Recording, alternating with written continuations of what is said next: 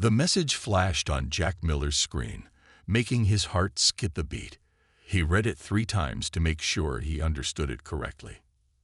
Assignment: Research Sub-G Key NX001 Nightshade Specimen Immediate TRNSFER to Containment Biologic.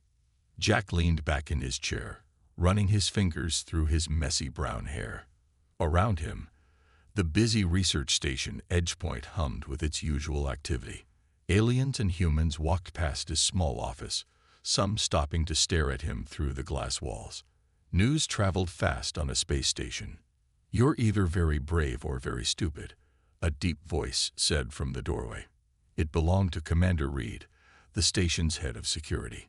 His dark uniform seemed to absorb the office's bright lights. "Nobody wants to go near that thing. We lost 3 security bots just getting it into containment." Jack stood up, gathering his tablet and research tools. "Maybe that's the problem, sir. Everyone's too scared to understand it." The commander shook his head. "There's a reason to be scared, Miller. The nightshade species has destroyed 6 colonies in the past year. They're perfect killing machines. Even the warrior clans of the 5th sector won't go near their territory." Walking through the station's curved corridors, Jack noticed how other researchers and crew members quickly moved out of his way. Some whispered behind their hands, others just stared. The station's lights reflected off the metallic walls, creating long shadows that seemed to follow them. They reached a heavy security door marked with red warning signs in 12 different languages. Commander Reed pressed his hand against the scanner, and the door slid open with a soft hiss. "Containment Block D," he announced. "Your new office." The block was different from the rest of the station. The walls were reinforced with energy fields that gave off a slight blue glow. The air felt cooler, and the usual station noise was replaced by a deep, low hum from the containment systems. "The specimen is in Chamber 5, Reed said, pointing to a large viewing window at the end of the hall. "We keep the lights low because bright light seems to agitate it. There are 3 separate containment fields between you and it at all times. Don't try to be a hero and disable any of them." Jack walked slowly toward the window, his tablet automatically connecting to the chamber sensors. The room beyond the thick glass was dimly lit, but he could see movement inside. Something large shifted in the shadows. The nightshade emerged into view, and Jack's breath caught in his throat. It was beautiful in a terrifying way. The creature stood as tall as 2 men, its body covered in scales that seemed to absorb light. Its movements were fluid, like water in space, and its 6 legs ended in claws that could tear through ship hulls. But it was the eyes that held Jack's attention. 3 pairs of them, glowing with an intelligence that made his skin tingle. "Amazing," he whispered, pressing his hand against the cold glass. The creature's head snapped toward him instantly. All 6 eyes focused on him with an intensity that made Commander Reed take a step back. But Jack stood his ground. The nightshade tilted its head slightly, in an almost curious gesture. "It can see you," Reed warned. "Don't make any sudden moves." "I know it can see me," Jack replied quietly. "That's the point. Everyone's been so busy trying to contain it. Has anyone tried to understand it?" The nightshade moved closer to the window, its scaled body reflecting the blue glow of the containment field. It was close enough now that Jack could see patterns in its scales, swirling designs that reminded him of star maps. "Your research station is through there." Reed pointed to a small room adjacent to the chamber. "All your equipment has been set up. Remember the protocols. No direct interaction, no disabling of safety measures, and absolutely no attempts at communication. We're studying it, not making friends." Jack nodded, but his eyes stayed fixed on the creature. The nightshade had settled into a crouch, watching him with equal intensity. In that moment, despite everything he'd been told about the species, despite all the warnings and death counts, Jack felt something unexpected, a connection. "I'll leave you to it," Reed said, turning to leave. "Don't make me regret this assignment, Miller." As the commander's footsteps faded away, Jack remained at the window. The nightshade hadn't moved, its eyes still locked on him. He smiled slightly and whispered, "Let's find out who you really are." 3 days passed in a blur of observations and data collection. Jack barely left his research station, sleeping on a small cot in the corner. His tablet was filled with notes about the nightshade's behavior, but something felt wrong about the whole situation. The creature paced in its chamber, moving in the same pattern over and over. 6 steps forward, turn, 6 steps back. Its scaled body seemed less bright than before, and its movements had become slower. The containment fields are causing it stress, Jack muttered to himself, reviewing the medical scans. The nightshade's vital signs were stable but showed signs of increasing anxiety. The bright blue energy barriers hummed constantly, filling the chamber with artificial light and sound. Jack pressed the calm button on his desk. "Commander Reed, I need to make some changes to the containment settings." "Denied." Reed's voice crackled through the speaker. "Standard protocols must be maintained." "But sir, the current setup is harmful. The energy fields are too intense. We're basically torturing it." There was a long pause before Reed responded. "You have permission to adjust the field strength by 10%. No more than that. And Miller, be careful." Jack worked quickly, his fingers dancing across the control panel. As the energy fields dimmed slightly, the constant humming decreased. The change was immediate. The nightshade stopped its pacing and looked directly at the control room window. "That's better, isn't it?" Jack said softly, knowing the creature couldn't hear him through the thick glass.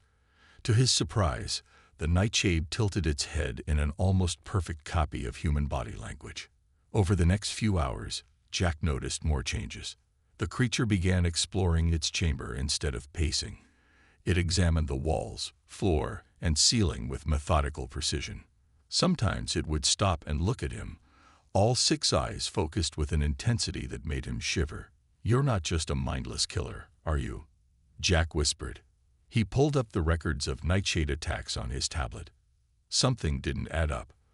All the attacks had been near specific space lanes, and always after ships entered certain areas of space. "You were defending something." A soft tapping sound made him look up. The nightshade was at the window, one claw gently touching the glass. Its scales had shifted color slightly, showing patterns that reminded Jack of star maps. Against all protocols, Jack stepped closer to the window. The creature didn't move back. Instead, it raised another claw and tapped the glass again, in a distinct pattern. 2 quick taps, pause, 3 slow taps. Jack's heart raced. This was deliberate communication. He tapped back the same pattern on his side of the glass. The nightshade's scales rippled with color, and it repeated the sequence, adding 2 more taps at the end.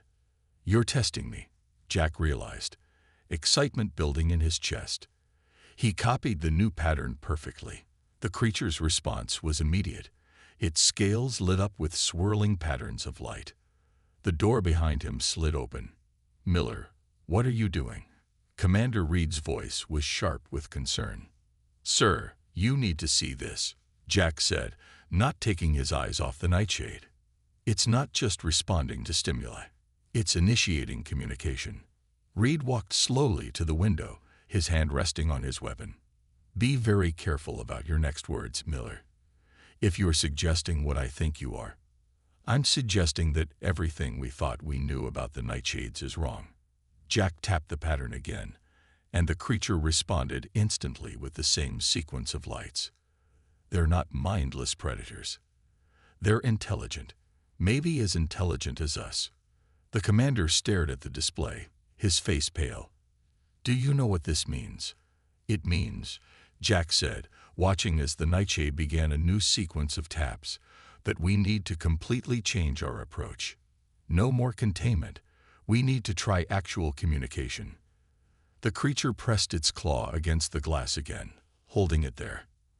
After a moment's hesitation, Jack placed his hand opposite it.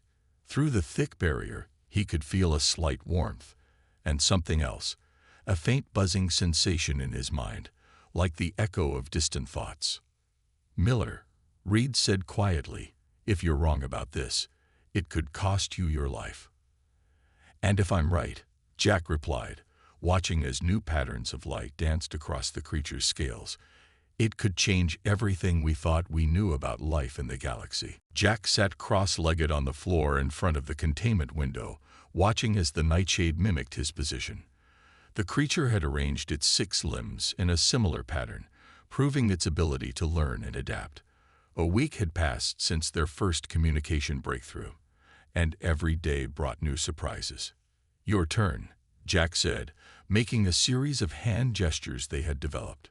The creature's scales rippled with blue light as it copied the movements perfectly, then added a new pattern of its own. The door slid open behind him.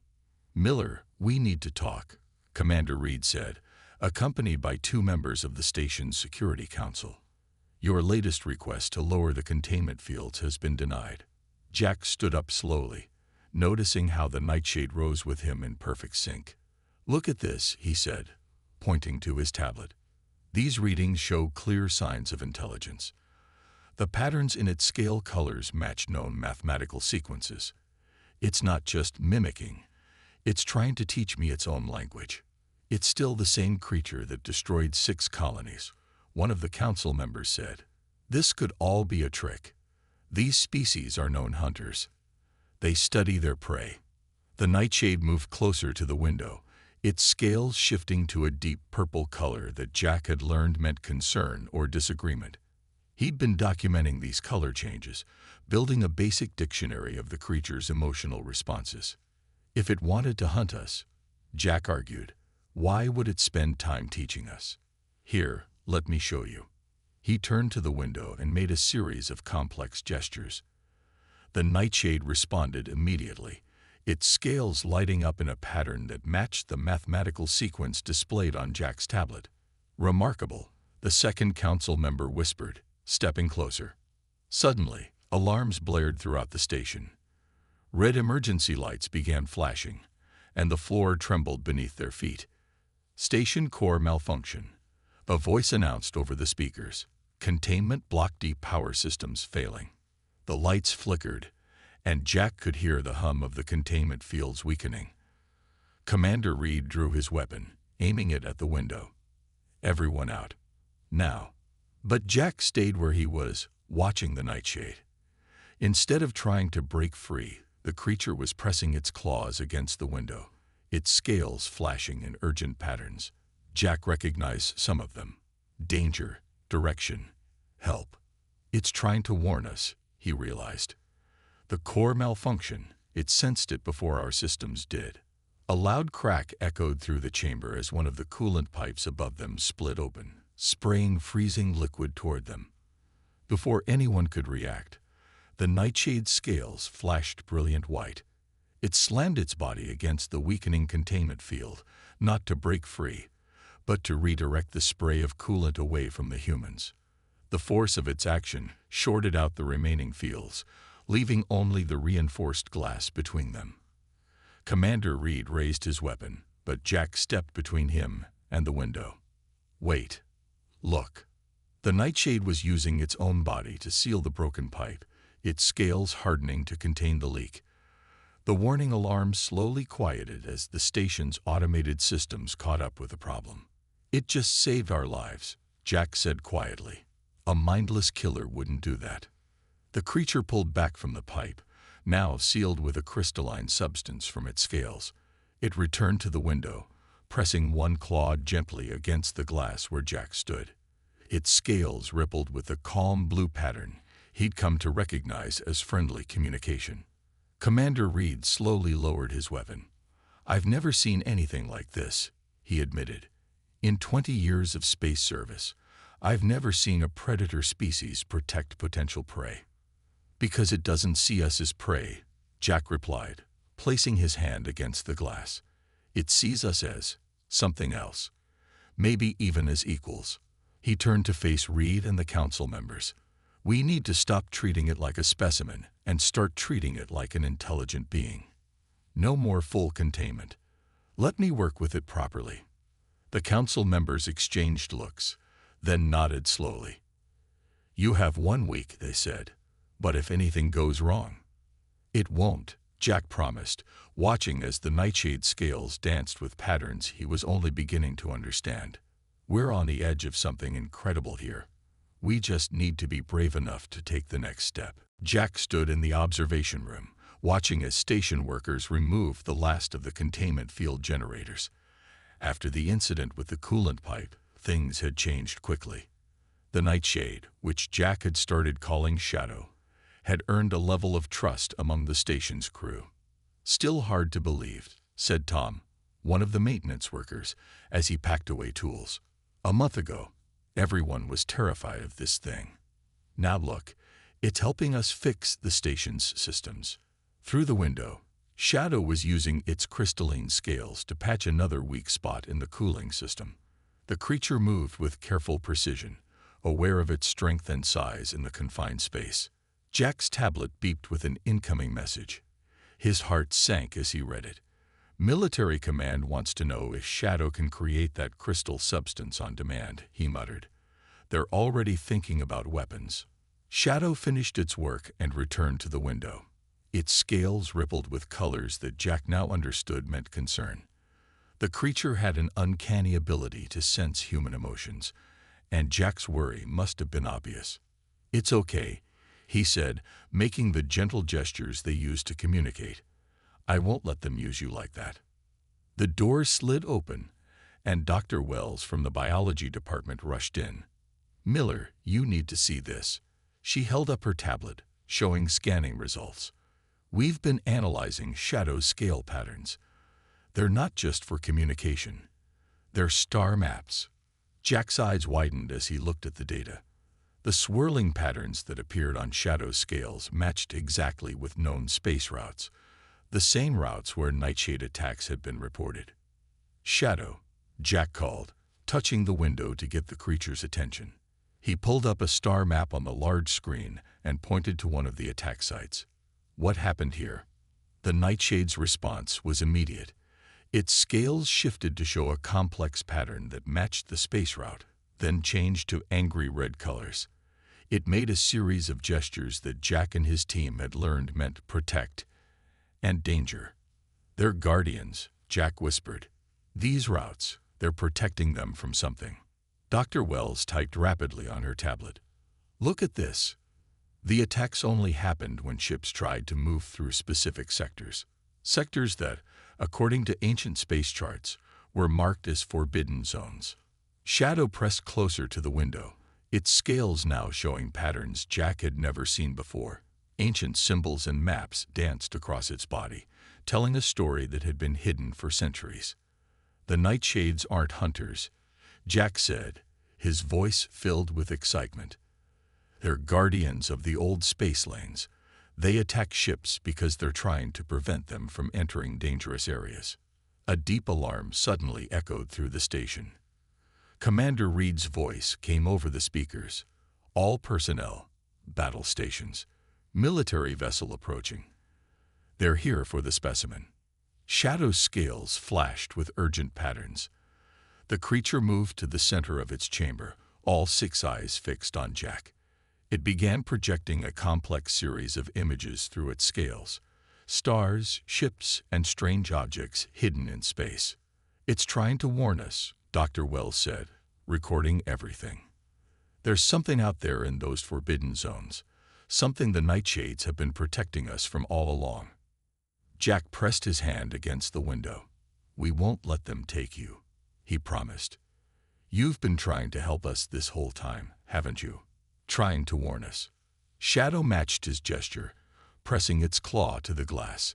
Its scales showed a final pattern, one that looked remarkably like the Edge Point station, surrounded by threatening shapes. "Whatever's coming," Jack said, looking at Dr. Wells and the other staff gathered in the room. "We're going to need Shadow's help to face it. We're not dealing with a simple predator. We're dealing with an ancient guardian of the galaxy, and it's time we started listening to what it's been trying to tell us." The military ship docked at Edge Point Station with a heavy clang that echoed through the corridors. Jack stood with Commander Reed and Dr. Wells outside Shadow's chamber, watching as the nightshade scales flickered with nervous patterns of light. "Remember," Reed said quietly, "they have official orders.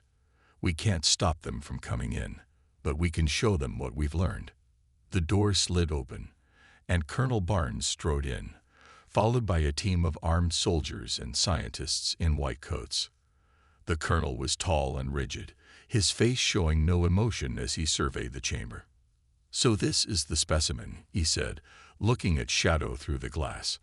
"I see you've removed most of the containment fields. Risky decision." "Shadow isn't a threat." Jack stepped forward. "We've made incredible breakthroughs in communication. The nightshades are an intelligent species with a crucial role in." "Shadow." Barnes cut him off. "You named it. This creature has killed hundreds of colonists. It's not a pet, Mr. Miller." Shadow moved closer to the window, its scales showing the calm blue patterns it used when trying to appear non-threatening. It made several of the communication gestures it had learned, trying to show its intelligence. One of the military scientists stepped forward, his eyes wide. "Fascinating. The scale patterns, they're responding to stimuli in a controlled way. We could use this for military applications." "No," Jack said firmly. "You don't understand. The nightshades are guardians. They protect ancient space lanes from being used by human ships." Barnes interrupted again. "Yes, we know all about the attacks on our vessels. That's precisely why we're here." He turned to his team. "Prepare the sedation equipment. We're moving the specimen to our research facility." Shadow's scales flashed with urgent red patterns. The creature pressed its claws against the glass, projecting images of the forbidden zones and the dangers that lurked there. But the military team wasn't watching. "You can't take Shadow," Dr. Wells protested. "We're on the verge of understanding something huge here. The attacks weren't random. They were warnings." Barnes signaled to his soldiers, who began setting up large pieces of equipment around the chamber. "Dr. Wells, you and your team have done impressive work. But this is now a military matter. The creature's biological capabilities are too valuable to ignore." Jack watched in horror as they prepared the sedation gas. Shadow's scales were now flashing rapidly, showing maps of space lanes and strange, dark shapes lurking in the void between stars. "Commander Reed," Jack turned to his superior desperately. "You've seen what Shadow can do. You know this is wrong."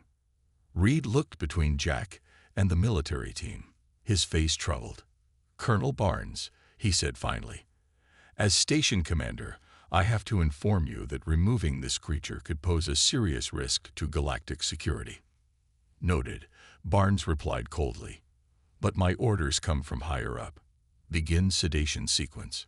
As gas started hissing into Shadow's chamber, the creature didn't fight or try to escape.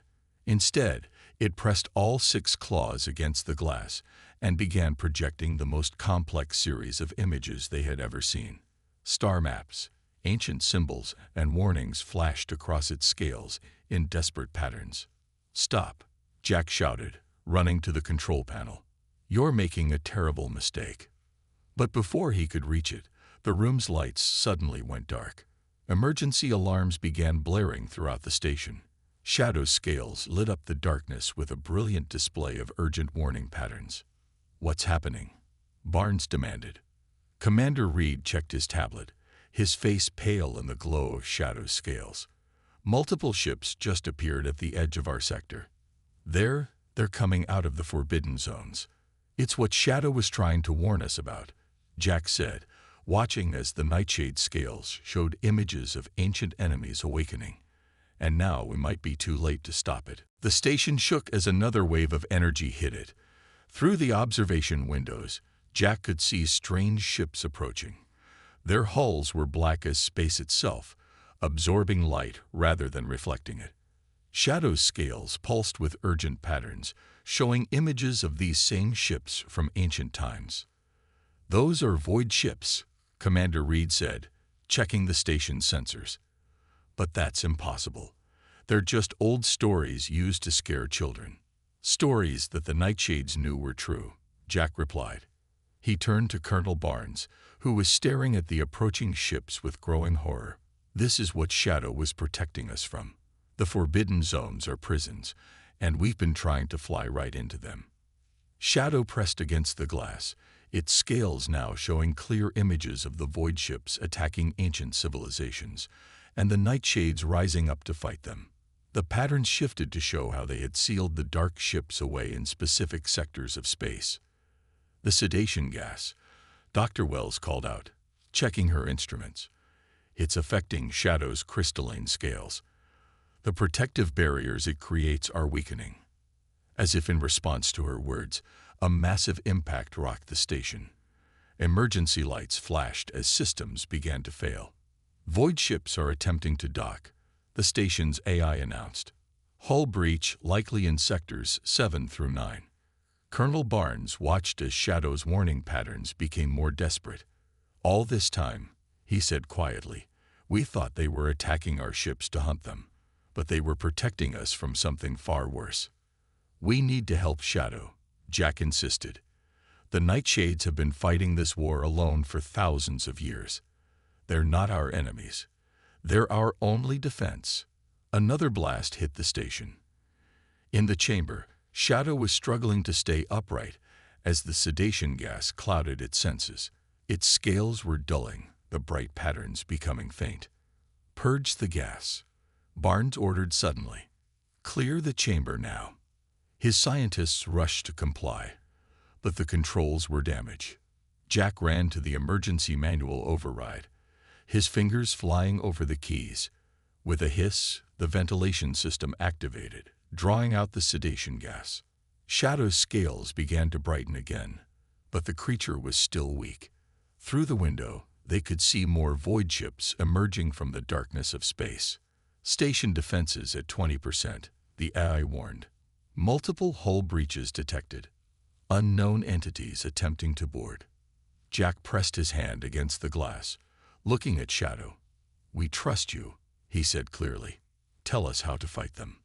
The Nightshade rose to its full height, its scales blazing with renewed energy. It projected a series of images, its crystalline scales combined with the station's defense systems, creating a barrier that the void ships couldn't penetrate. Of course, Dr. Wells exclaimed, understanding the images. The same crystalline substance Shadow uses to repair our systems. It could power our shields. But that would require. Commander Reed started. Letting Shadow out, Jack finished. He turned to Colonel Barnes. It's your call, sir, but I don't think we have much choice. Barnes looked at the approaching void ships, then at Shadow, whose scales were now showing tactical battle plans with remarkable clarity. Do it, he ordered. Open the chamber.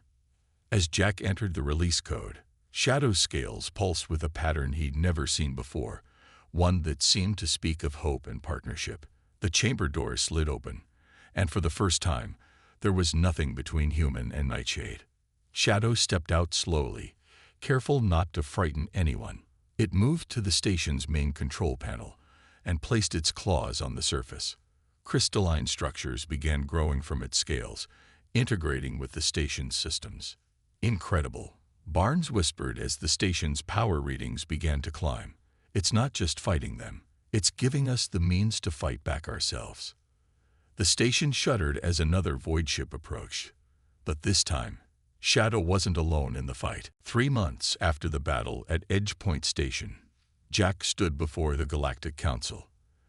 The Great Chamber was filled with representatives from every known species, and for the first time in history, a Nightshade stood among them. Shadow's scales glowed with gentle patterns of blue and gold, reflecting off the polished walls.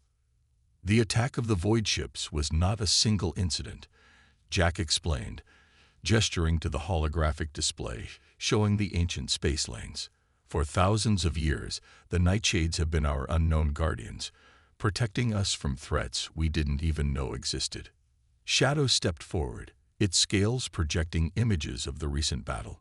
The council members watched in amazement as the recording showed how the Nightshade's crystalline technology had merged with Edge Point's systems, creating shields that the void ships couldn't penetrate.